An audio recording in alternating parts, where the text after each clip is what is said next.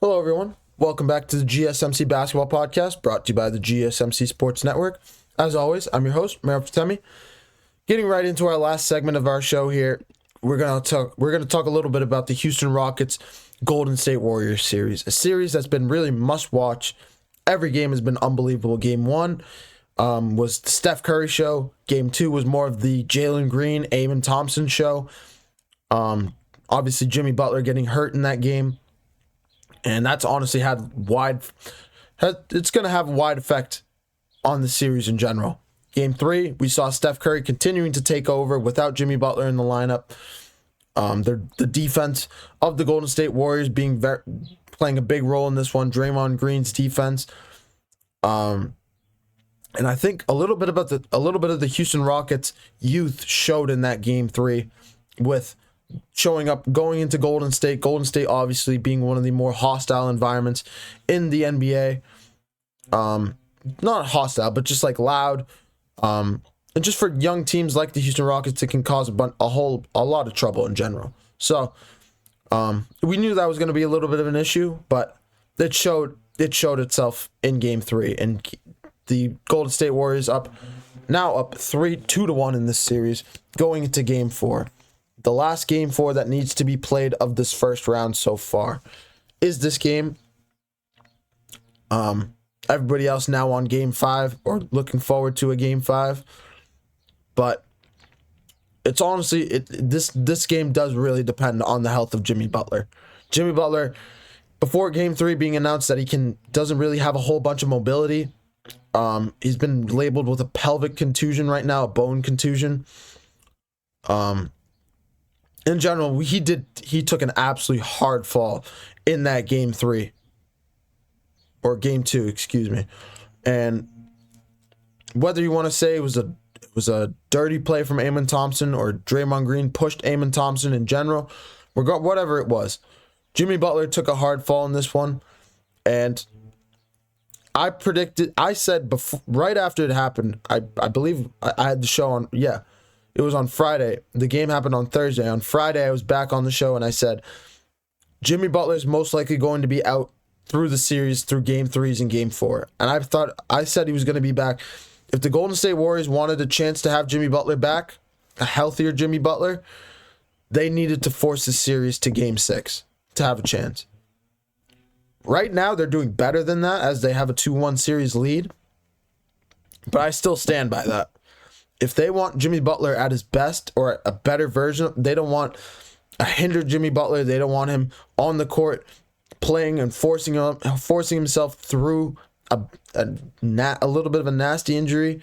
That was a nasty injury. Falling 8 feet, he was probably up towards the net, falling close to 7-8 feet through the air and falling on your butt like that, on your lower back. That is nothing but shooting pain whenever you stand up, whenever you walk, whenever you run, and especially when you jump. So Jimmy Butler has got a long, I don't know if he's going to be healthy through the playoffs. I think he's going to be taking a lot of painkillers, going to try his best to be out there on the court. But I think if you want the best version of Jimmy Butler on the court with you, you need to wait to a Game 6, if not at least Game 5. If you ask me, I don't think he's going to play tonight. I think he's going to remain out. I think Steve Kerr is going to keep him out just so he can keep a little bit of extra rest. Part of me still wouldn't be shocked if we still see a Jimmy Butler crazy game and he shows up and is like, I don't care, I'm going to take a bunch of painkillers and show up and play. We know Jimmy Butler is that kind of player. He wears his heart on his chest. He has the label of playoff Jimmy in the playoffs. And he's the definition of a warrior, and he fits nowhere. He doesn't fit anywhere better than wearing the label of Golden State Warriors, because he fits that title absolutely, especially in the playoffs. That's just my take on it. I think Steph Curry is going to need to continue to generate his own offense, because that was a big reason why they won Game 3. Him being able to spark the offense going into halftime over the last 5 minutes. I believe he scored like 3 threes going into halftime. Didn't have a great game. I believe he only finished with 20 points in this one. So it wasn't the best game out of Steph Curry, but he still had a great game in general. So major props to him. Also, did I say 20 points? Why did I say 20 points? I think I was talking about game 2 if I said 20 points. Regardless, I think I was, because he finished with 36 points in this one. Finished with 36 points, shooting 5 of 13 from 3, 12 of 23 from the field. And that's honestly what you need Steph Curry to do without Jimmy Butler in the lineup. You need him to shoot more. You need him to generate his own offense more. And you need him to carry the offense the best he can. Even though Amen Thompson is guarding him, we know he can generate space. Even though Dylan Brooks is guarding him, we saw him generate space on his own. His dribble is crisper than ever, looking eerily similar to the way he looked in back in the day, before the 2020 era. Back in 2018, we saw how crisp Steph Curry's dribble was, how he was able to generate his own offense. His shot is better than ever. He's shooting the best percentage he ever has in his career.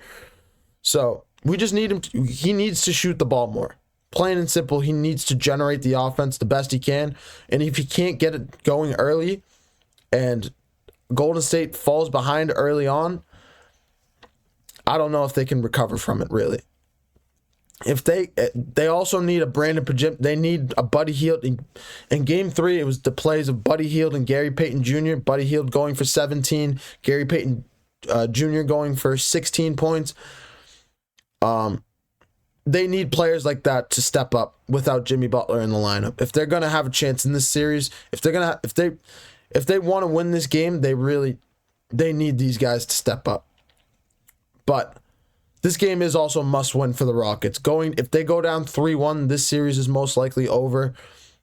I say most likely just because we have seen teams come back from 3-1, but a young team like the Houston Rockets is pretty much... This is the equivalent of the Detroit Pistons coming back from 3-1 on the New York Knicks.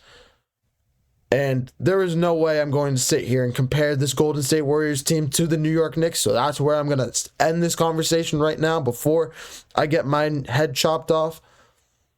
But yeah, overall, this game, the Rockets need to win this game. And the longer they push this series, the more they give Jimmy Butler a chance to come back. And honestly, that could be for the best. Do you want a hobbled, rusty Jimmy Butler coming back in the second round going up against the Minnesota Timberwolves? Or somehow if the Los Angeles Lakers can come back from 3-1 down, if they go up against the Los Angeles Lakers? Do you want Jimmy Butler, a young hobbled Jimmy Butler like that as well? No, you don't. So this game is must win for the Houston Rockets, and that's where I'm going to leave that conversation. I think the Houston Rockets win this game, and I think this is going to be one of the best games of the playoffs because I think Jalen Green is going to come out, show up, and show out. Amen Thompson is going to guard up. Jimmy is going to play much better defense on Steph Curry than he did in Game 3. And Alperen Şengün is going to continue to be an X factor in the low post for this Houston Rockets team. The way he's dominated in the first 3 games in general, he's going to continue to do that. But yeah, that's overall what I got for this show in general. Please let us know what you think in the comments below. I love to see comments in the chat because it makes this much more interactive, not just me talking to myself. I love talking to you guys in general, but just making it more interactive. Let us know what you guys think. We can create a little bit of a debate going in the chat. But yeah, overall, thank you guys for tuning into the GSMC Basketball Podcast presented by the GSMC Sports Network. Your support means a lot to us, so please remember to subscribe to the show and leave a positive review. It does really make a difference more than you guys think, whether it's positive or if it's just criticism in general. I like working criticism because it allows me to see what I'm doing wrong, what I can improve upon. So I'm open to anything and everything that you guys got to say in the comments. Don't be shy. I'm not going to get my feelings hurt. It's just, I like constructive criticism is an important part of this business, an important part of what we do here because it helps us build a better show. It helps me build a better show for you guys and helps you guys hear more of what you want to hear, what you guys want to hear more often in general. So just please let us know what we can improve upon and what you guys like about our show in the comments below. We also invite you to follow us on Facebook, Twitter, TikTok, and Instagram for more content and updates. Thank you guys once again for another unbelievable show. We got another packed slate of NBA basketball tonight with the Cleveland Cavaliers looking to finish off their sweep on the Miami Heat. And then, of course, the main course with the Golden State Warriors going up against the Houston Rockets in a crucial Game 4. I hope you guys have a wonderful rest of your days and happy NBA basketball. Be back tomorrow, same time, 9 a.m. Until then, this is Mayor Fatemi, the host of the GSMC Basketball Podcast, signing off. Bye-bye.